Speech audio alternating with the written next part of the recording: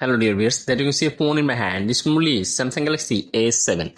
Now today I'll show you how to check the RAM and storage information in this phone.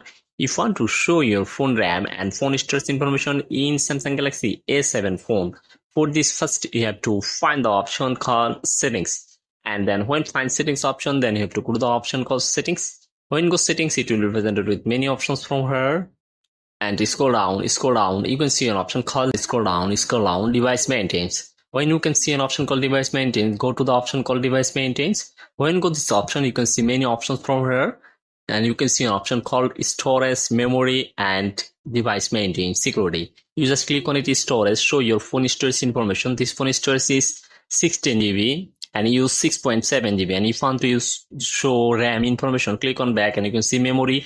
Go to the option called memory and show your phone RAM. This phone RAM is total RAM. Checking, wait few seconds. When checking complete, show your phone RAM. Your phone total RAM 3 GB. And if you want to like this video, please subscribe my channel.